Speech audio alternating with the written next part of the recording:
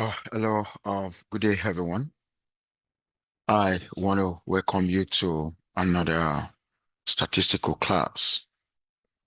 Of course, before I get started today, I just want to remind you that on Wednesday, we're not going to meet in person. It's actually, we're going to meet over the Zoom, and there's not going to be class on Friday. And let me also say this, we got like three more topics left in the entire semester. Uh, we got chapter 3, chapter 11, and chapter 12. And all of that with chapter 14 will feature in the final exam. So, I come you to this topic.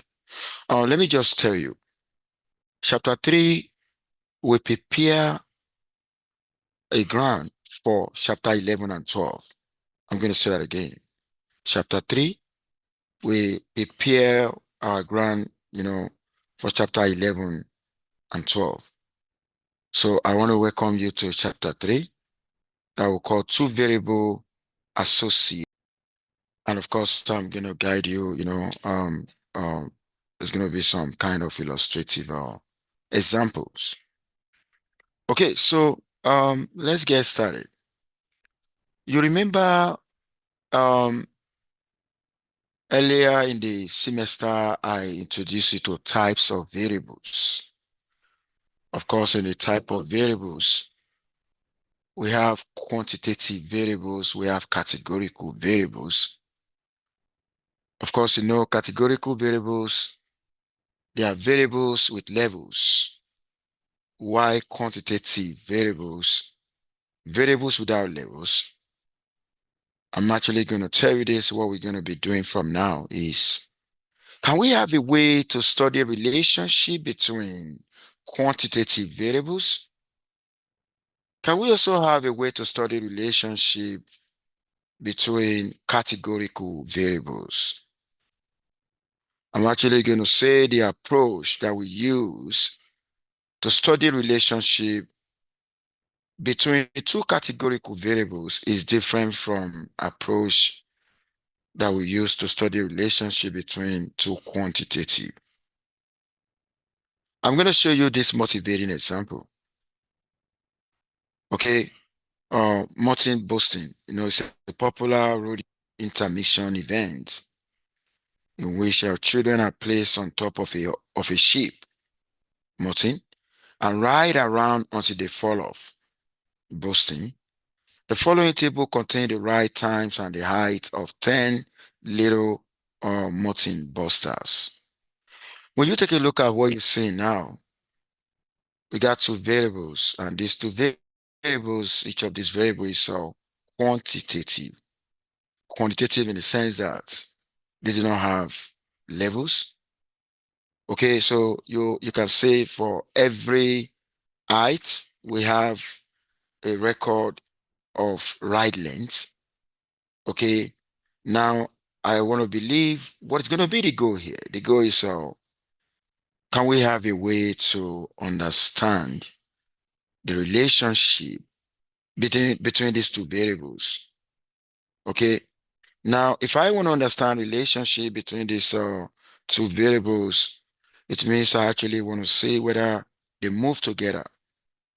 I really want to see whether as one increases, the other one also going to increase, or maybe they actually have inverse relationships. So we really want to look at the relationship between them. And let me tell you this, looking at the relationship between them, we're going to plot them. The traditional way where, the naive way, the graphical way is actually to have a diagrammatical plotting of the two variables. Okay, because quantitative variables are involved. The name of this plot is called scatter plot. Has anybody heard about scatter plot before? Scatter plot. Okay, thank you for sharing that.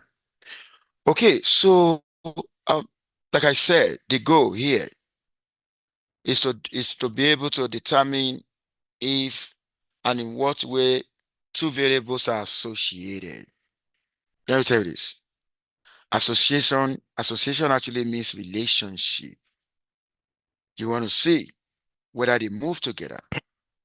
You really want to see whether the more of one variable, the more of the other, or the more of one variable, or maybe the other variable is going to go down. So we find ourselves in a world where we normally want to investigate association between two variables. Now, let me tell you this. When we're looking into association between two variables, of course, we need to be able to ask ourselves question. A variable is going to be an explanatory, and the other variable is going to be response. Whether I'm looking at the relationship between two categorical variables, or I'm looking at the relationship between two quantitative variables, we're always going to have, or we're going to identify one as explanatory variable. We're going to identify the other as a response. What do I mean by explanatory variable?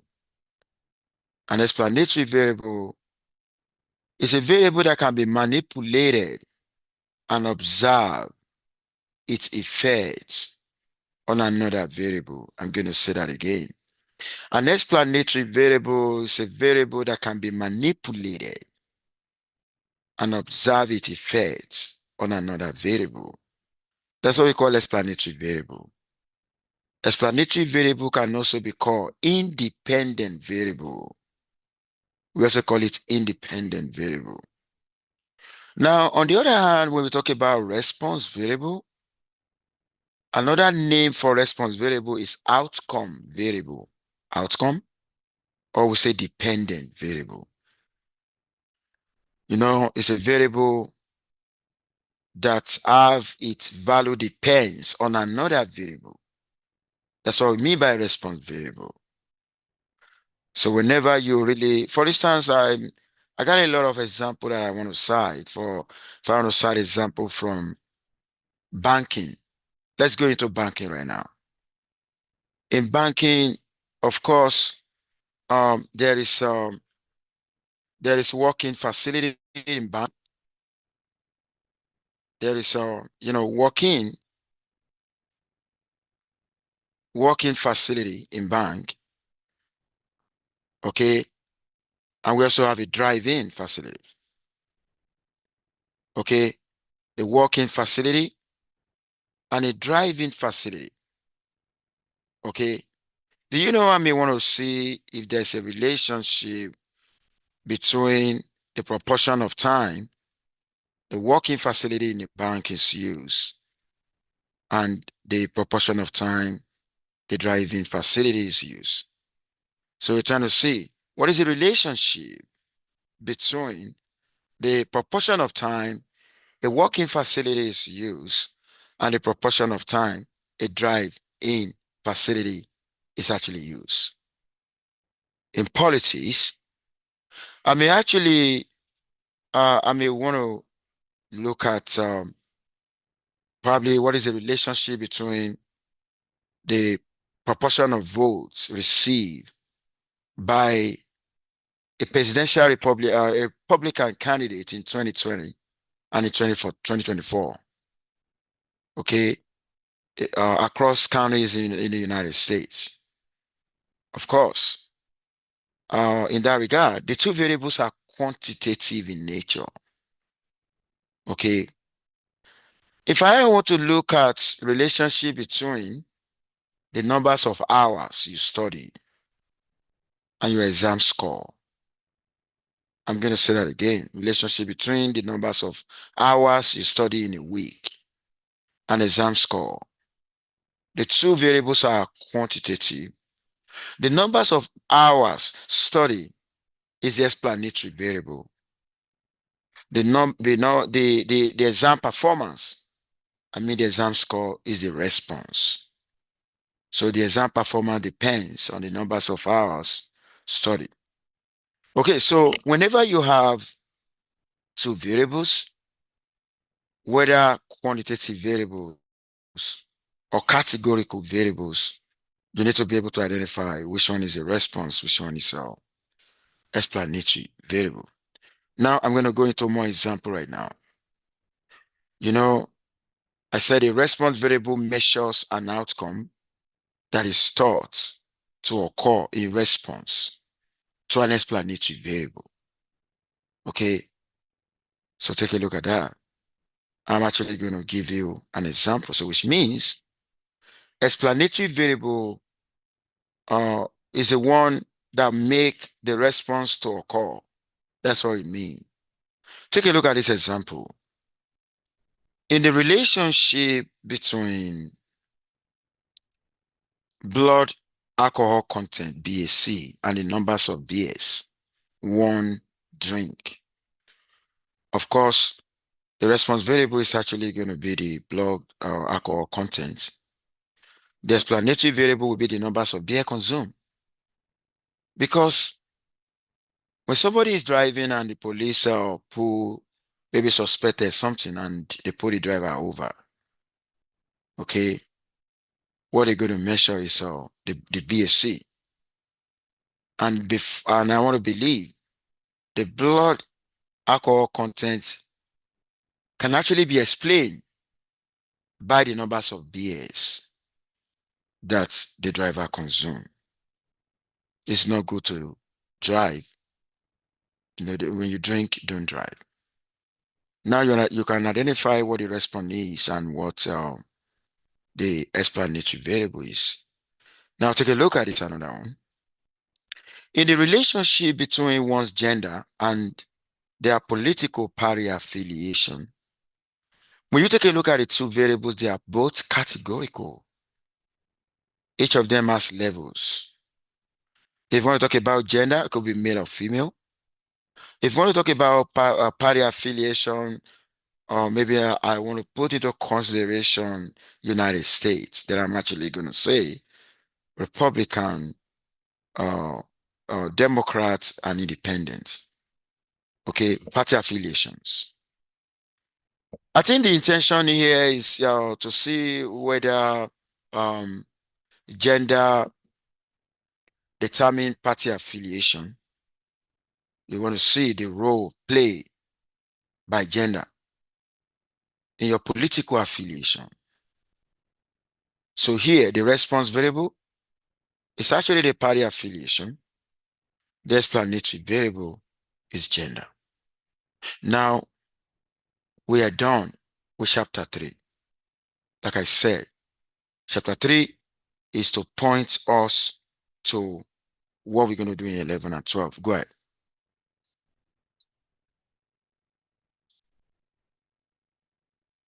Yeah, so the cause and effect relationship is going to come in chapter 12. So, but what we're just trying to say here is we have two variables. One is explanatory variable, and the other one is the response. And we believe that there's possibility they have relationship, and we also believe that the explanatory variable can explain. That's why it's called explanatory. Can explain the response, and in a strong term, we're going to say, okay, it causes the other one to occur. So that's why it's called cause and effect. So cause now, we believe that, okay, the explanatory variable is the one that is the cause. And the effect, what happened eventually, is actually the response. Does that make sense? Okay. So that's all about chapter 3. Like I said, um, chapter 3, chapter 3, we prepare our ground for what we want to do in chapter 11 and 12. And let me tell you this. In chapter 11 now, we're going to be focusing on analyzing relationship between two categorical variables, where I'm actually going to spend a lot of time, okay, walking you through hypothesis testing, the procedure of achieving that, giving you the test statistics and so on like that. And why chapter 12, on the other hand, we focus on analysis of the relationship between two variables. Can I tell you something? 100% they're going to be on the final. 100%. Okay? 100% they will be on the final. Now, take a look at this guy now. And that's why I said that. Look at that. Chapter 11, association between two categorical variables. Chapter 12, association between two quantitative variables. Now, right now, I want to start chapter 11. Like I said, we're done with chapter 3. Chapter 3 is just an introductory chapter telling us what to expect in chapter 11 and 12. Now, I want to welcome you to chapter 11, and I need you to pay attention. I need you to pay attention right now. I want to walk you through the association between two categorical variables. Okay. Now, take a look at this. How am I going to know? How are you going to know if you are given a question on categorical variables? You're always going to be given a contingency table. There's always going to be a contingency table. Does that make sense? If you check the final exam practice question, you're going to see something like this. Okay, so let's take a look at this example right now. Entrance polls from the 2012 Iowa Republican caucuses. Of course, Iowa Republican caucuses, I'm referring to United States. Collected information from 1,787 caucus voters. The survey data is summarized in the following contingency table, which break down the number of voters for each candidate by family income level. Whenever you have something presented in a table, don't forget, I remember when we were working with probability, we also have something like this. Does that make sense? Okay. Now, whenever you have a presentation like this, okay, actually you actually want to study relationship between two categorical variables. What are the categorical variables here? Family income level and candidates. The family income levels actually has 3 levels. Look at that. 3 levels. Under 50,000, 50,000, between 50,000 and 100,000 and 100,000 or more. And the candidate level has 4. Okay, 4 levels. Romy, okay, Santorum, Paul, and others. Take a look at that. I think Romy is a sitting Republican senator in the United States. Now, when you take a look at that now, you know, this is a situation where we are the numbers of levels of family income is different from that of the candidate. At times they could be the same. Now, I want us to make a sense of what we have inside here. What we have inside here is what we call the observed cell counts. Observed cell counts. Let's take a look at what 94 represents. It means the numbers of votes received by roaming from voters that are whose family income is under 50,000. The numbers of votes is 94. Does that make sense to everyone? Okay, when you take a look at 130, okay, it's actually talking about the numbers of votes received by other candidates, okay, from family whose income is 100K or more. Okay, now when you take a look at what you have here, we actually have row total. The row total, the 590 is the totality of voters whose family income is under 50K. 690 and so on like that. I'm also going to have a column total. The column total will actually make us to realize the total votes received by each candidate. When I had them all, okay, when I had the column total, okay, when I had a column total together, it must give me the overall total. The overall total is 1787. When I add all the column total together, it has to give me that. And not only that, if I also add the row total, it must also give me 1787. Now, if you take a look at the question, name the two categorical variables in the study, right? They are family income level and the candidates. Now, what is our intention? Is there an association between candidate income level among the entire population of Iowa Republican caucus of voters? Do you know what we're trying to investigate here? We're trying to investigate whether uh, candidates' preference can be determined by family income level. Okay, whether we're looking at the effects of family income level on the candidates. That's exactly what we're trying to investigate. Okay, when they say association, association mean the relationship. Does that make sense? Association means relationship. Okay, now let me tell you this. We started again. Okay, you remember in chapter 9, chapter 10.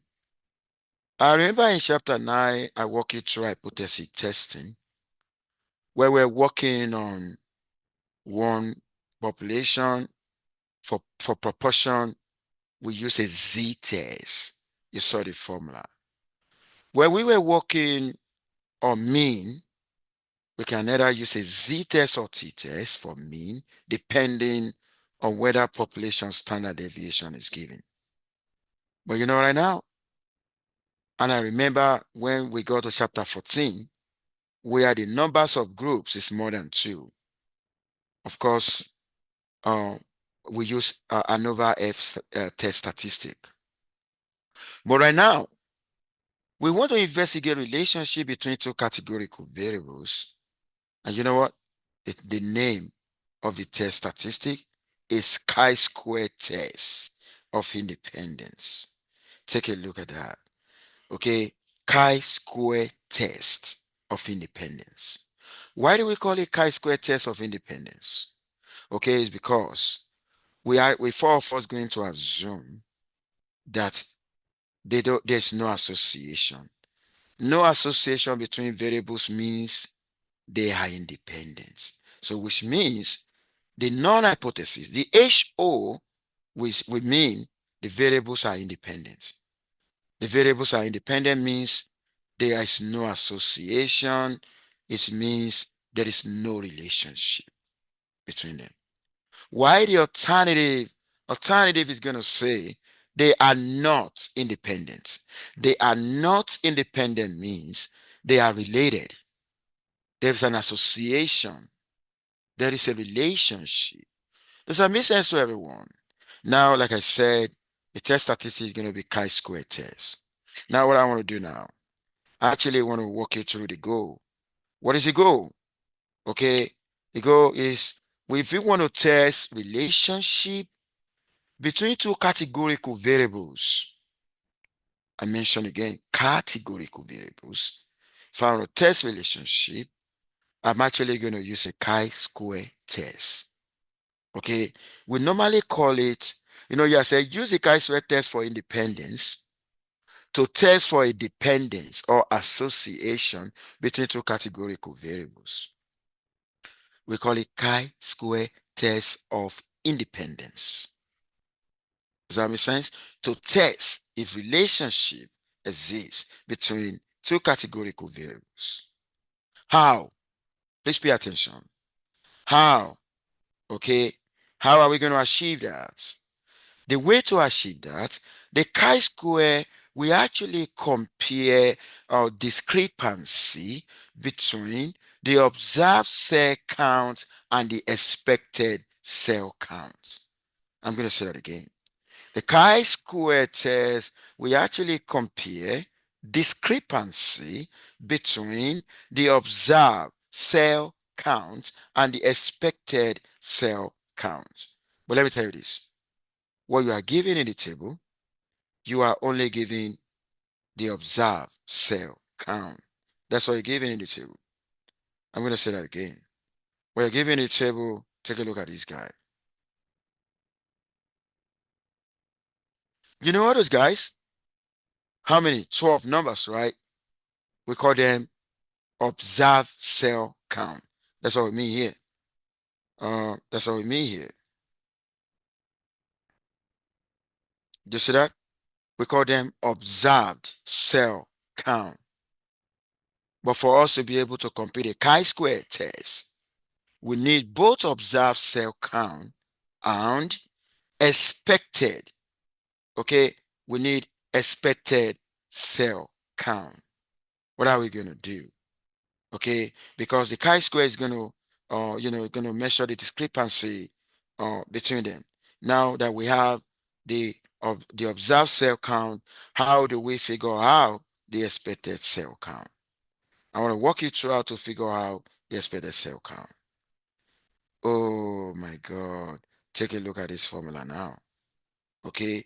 I said for us to be able to use a chi-square test, okay, for us to be able to use a chi-square test, we actually need both observed cell count and the expected cell count. But when you're given in the question, you were only given the observed cell count. You were not given the expected one. And this is the formula that you're going to use to figure that out. It's going to be a row total multiplied by column total divided by total sample size. Now, let me tell you this. I'm going to go back. I'm going to come back here now. I'm actually, for instance, I want to get for 94. 94 is an observed cell count. I need everyone to focus the board. This is going to be on the final. Focus the board. Now, I want to get your expected cell count for 94 because I'm actually going to get expected cell count for each number all the way to 130. If I want to do the one for 94, I'm going to consider what is the row total corresponding to 94. What is the column total corresponding to 94? And what is the overall total? So if I want to get the expected count for 94, it's going to be 590. Okay, I'm seeing a lot of computation in the final exam. It's going to be 590 multiplied by 419. Okay, multiplied by 419. Okay, divided by the overall total. Okay, so which means I'm actually going to get, that is how to get the expected cell count for 94. I'm also going to do it for each and every one of that. Go ahead. You see what? For one, look at that, 590. Okay, I want to get the expected cell count for this. The row total, 590, multiplied by the column total, divided by the overall total. Does that make sense? Now, if I'm going to get for each of that, but let me ask you this question now. Now I want to award it an extra credit. If I want to get the expected cell count for 147, what am I going to do? Go ahead.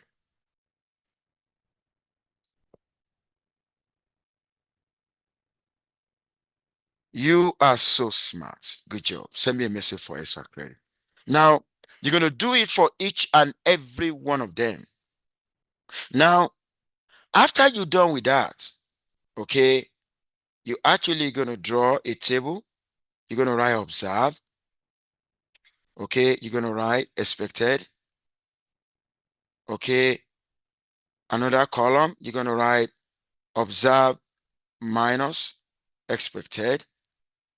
Okay, another column, then you're going to write observe minus expected all squared. Okay, and finally, another column, you're actually going to write observe minus expected, okay, or squared, okay, divided by expected. Divided by expected.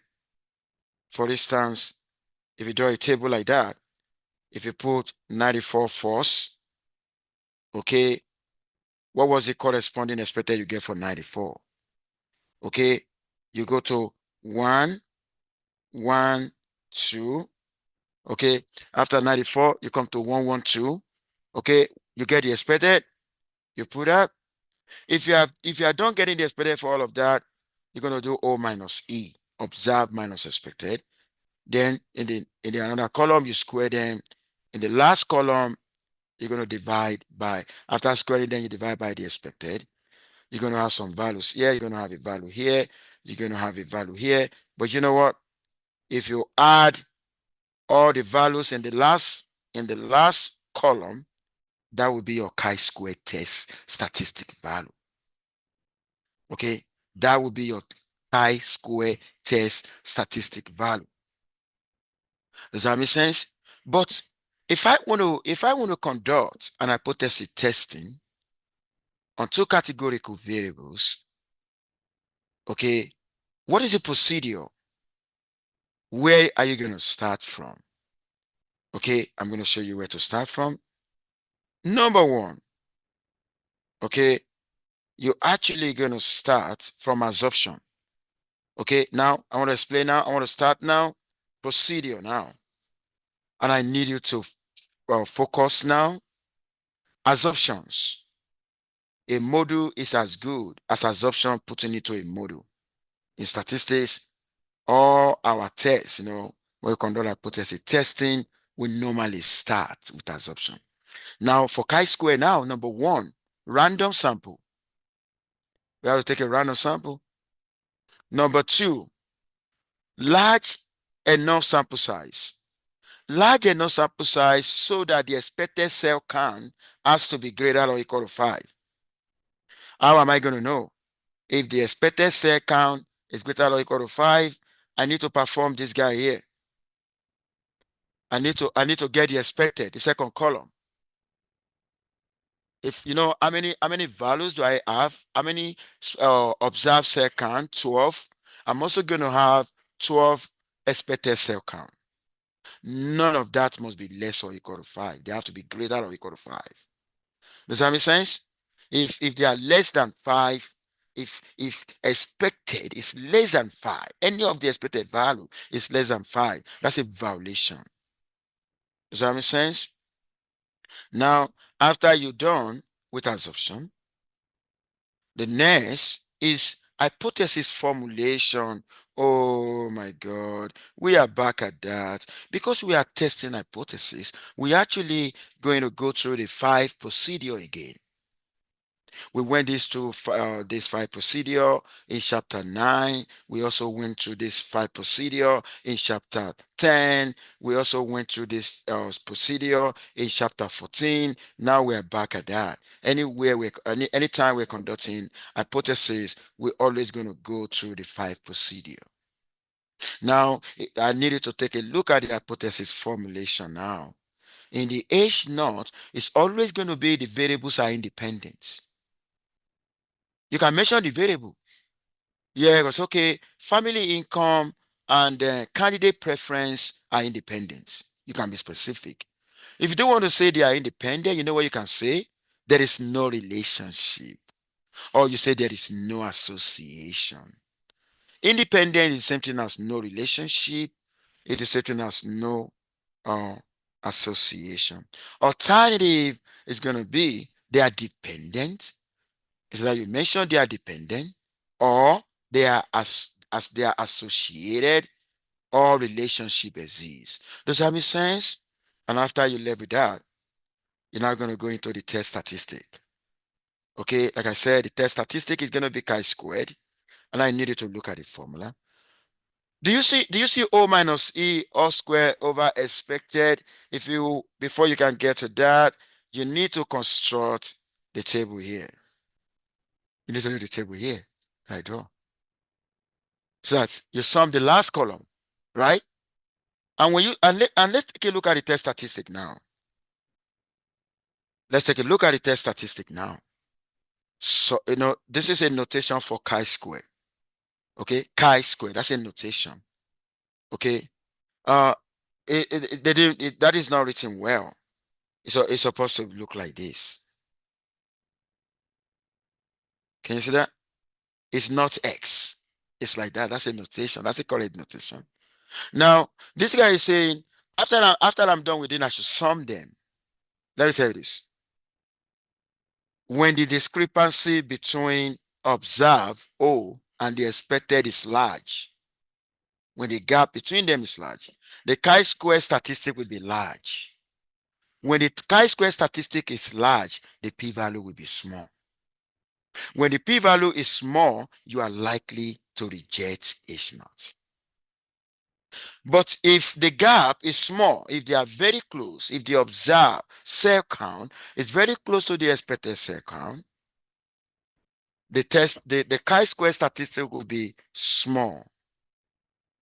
When the chi-square test statistic is small, the p-value will be large. When the p-value is large, then you are more likely to fail to reject H naught. Okay, and let me tell you this. When you fail to reject H naught, you are trying to say the distance between this and not are very small, is very, very small. And what you mean is that observed and expected should be similar. But the observed and expected will not be similar if the distance is huge. And that is the reason why we say the chi-square measures discrepancy between the observed cell count and the expected cell counts. After the test statistic, the next is getting the p-value. Okay, the next is getting the p-value. Let me tell you this.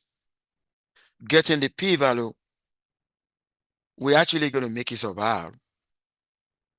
It's not going to be a PT. It's not going to be a P norm.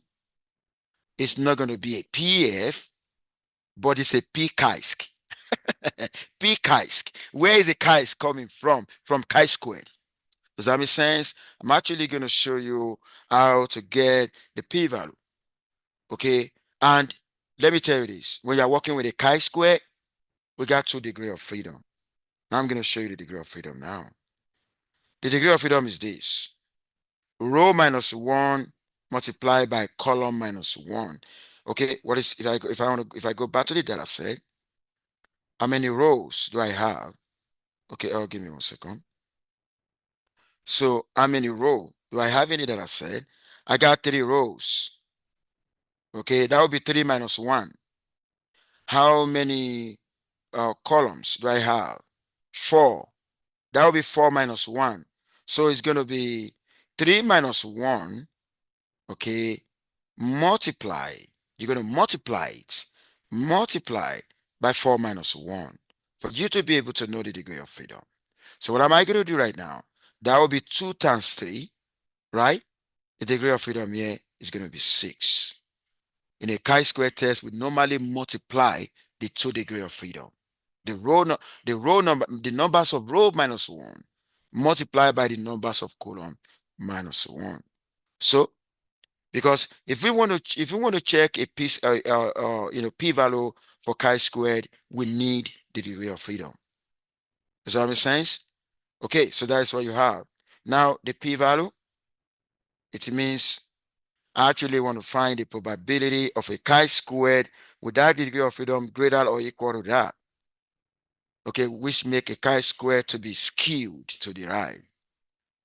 Now, the moment we get a p-value, like I said in the next lecture that we're going to have on Wednesday, we're not meeting here in person on Wednesday. We're meeting on Zoom. Does that make sense? We're going to meet on Zoom on Wednesday.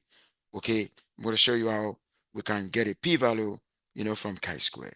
Be a p chi-square.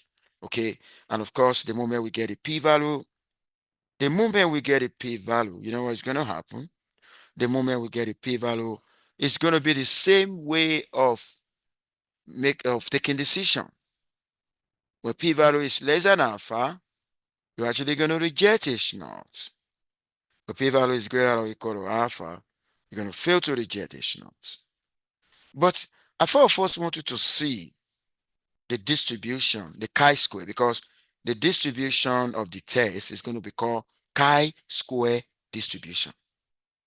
The distribution of this test It's called chi-square distribution. When you are performing a t-test, the distribution of t-distribution, when you are performing a z-test, the distribution is normal or z-distribution. When you are performing analysis of variance test, the distribution is F distribution, F distribution. Now we are performing a chi-square test. The distribution is called a chi-square distribution. Now I want to show you the property now of a chi-square distribution. There's a chi-square distribution. It is continuous. It is right skewed. Okay, continuous, right skewed, and it can only take on non-negative values. Chi-square can only take a non-negative value. Look at the word chi, squared, squared. You squared in something, right? That's not going to be a negative value. Does that make sense? Then the shape is specified by the degree of freedom. What do I mean by that? Okay. When the degree, so if if you take a look at how many shapes do I have here? I got 3 shapes that have been, that are overlapping. Okay. So each of those shapes is determined by their degree of freedom. Okay. So that is what I mean. The larger the degree of freedom, then the more it is spread out. Okay. The larger the degree of freedom, the more it is spread out. Okay. Now, you know what I want to do now? I want to show you. For instance, let's say you've gotten a chi-square test, a chi-square test statistic value, and you want to figure out the p-value. What is the coding now? To figure out the p-value, I need you to pay attention now. Take a look at this guy. Oh my God. For instance, take a look at this. For instance, if the degree of freedom is 20, if the degree of freedom is 20, and I want to find a p-value, and that p-value is the probability of a chi-square greater or equal to 34.17. All the time, it has to be greater or equal to. Does that make sense? You remember when we were working with analysis of variance, the p-value was p, f greater or equal to. Does that make sense? Okay, because they take non-negative values. That is the reason. They take non-negative values. Okay, in the case of a t distribution and a z distribution, a t test and a z test can take negative, can take positive. Does that make sense? And that was why we were considering lower, stuff less than, greater than, and so on like that. Now take a look at this guy now. What is the code in R? Oh my God. If I want to implement that, the code in R is actually going to be this guy. What do you see? P chi-sq. Do you see P chi-sq? It is not a PT, it is not a PF, it is not a P norm, but it's a P chi-sq. It is P chi-sq because that chi is coming from chi-squared. Then you're going to indicate the test statistic value that you got.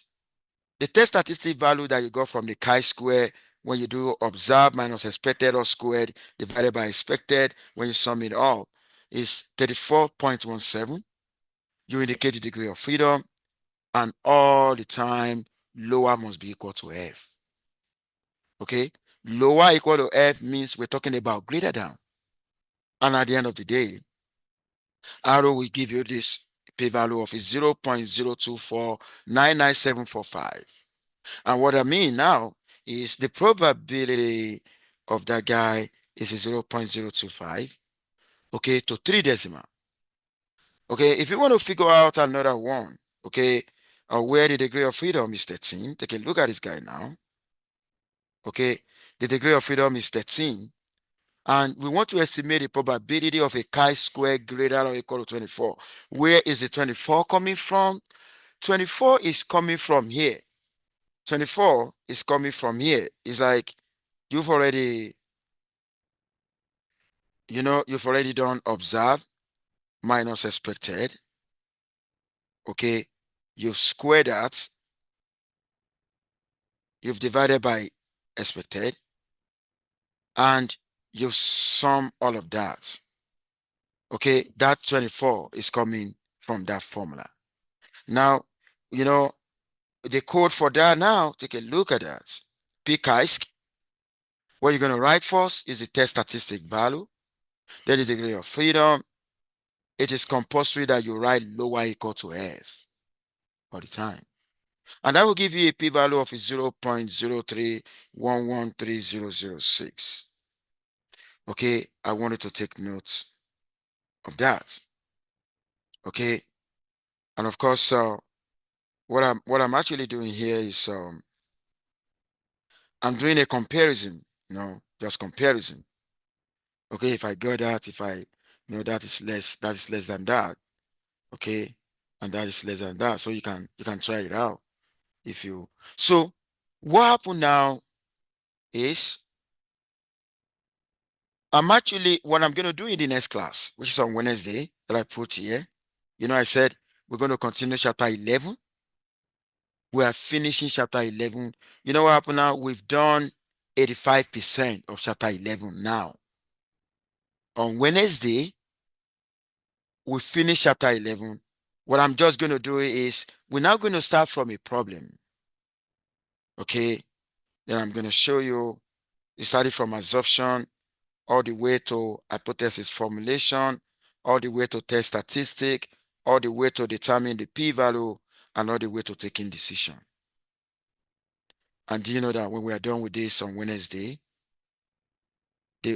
when you come back from Thanksgiving, we only have one topic left in the entire semester, which is going to be chapter 12. And the chapter 12, we focus on relationship as well, but it's going to focus on relationship between quantitative variables. Chapter 11 focus on relationship between categorical variables. Okay, now I will need you to join my Zoom on Wednesday to be able to finish this. Now, I also want to say this, I've already uploaded my recordings for, I think, chapter 14. All the recordings for chapter 14 has been shared on Canvas. This is also being recorded. Okay, I think the Zoom is okay now. So I'm actually going to be sharing the recordings. But because final exam is huge, that's a huge weight. And I want to confirm again to you, the multiple choice in the final is cumulative. I'm going to say that again.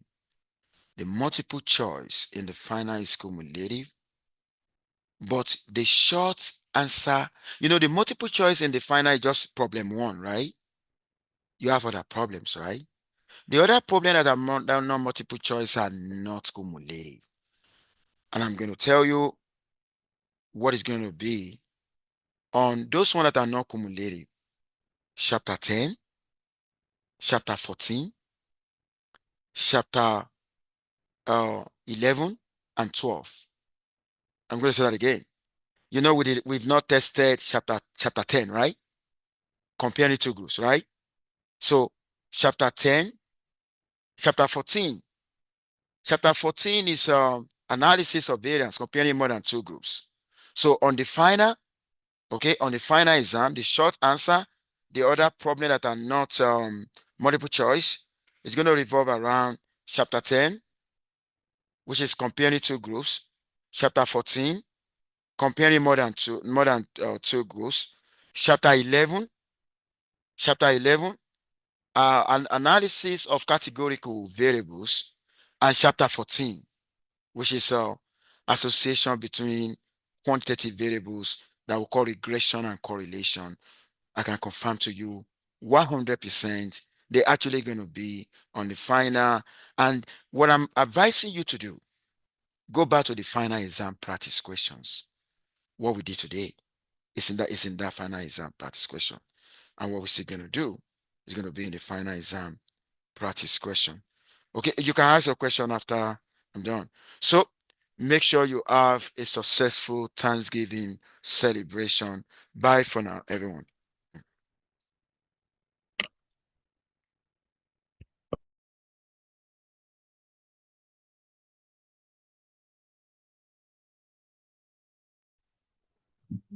Yeah, for me, No, you just take it. Everybody in the class will receive the notification. But only that if you are not ready to start, mm, the moment you click on start, the time is gonna be. Make sure everything is set. I missed lecture. Okay. Side to go real quick. You said we were getting back our midterm two grades. Yeah, we've not finished the midterm, so there's a lot of work. So, but I can assure you before you come from Thanksgiving, you're actually going to see this. Then she said something about starting like a midterm. No, I gave meet and one makeup Makeup. opportunity, Okay. Okay. Okay. which is going to be a quiz, multiple choice, and it's only when you're ready to start. So that will be uploaded 10 a.m. on Tuesday, and I'm going to leave it open on the way to Friday. If we don't want to take it, we just No, if you don't want to take it, yeah. don't, Okay. don't take it. You're welcome. No. You know? Yeah, 10, 14, 11, and 12.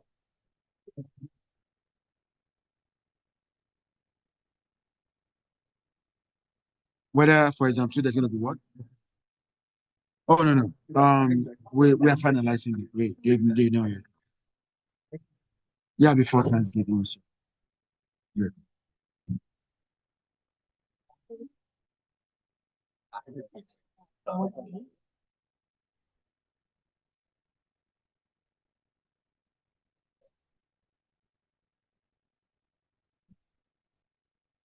Oh, you submitted, right? Yeah, if you maybe by accident. But what happened is, I opened it all the way to today. It was due yesterday, but I gave one day. That's what I submission from you.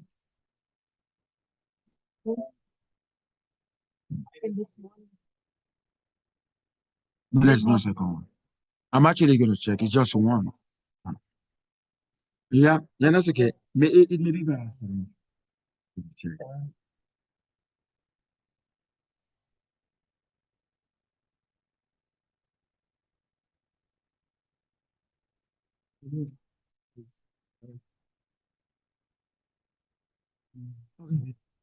Okay, you should be fine. You should be fine. Yeah, you should be fine. You're welcome.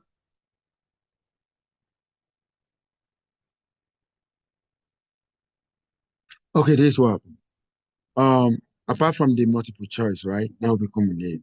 Okay. On the exam, you know chapter 10, 11, 12, 14. Yeah.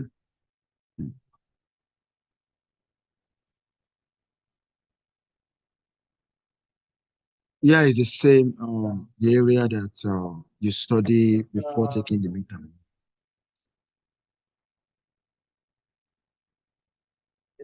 Yeah. Well, it's gonna be this time around, it's gonna be all multiple choice. Yeah, it's almost because the moment you click on submit, you will see your result. That's okay. That's multiple choice. You're welcome.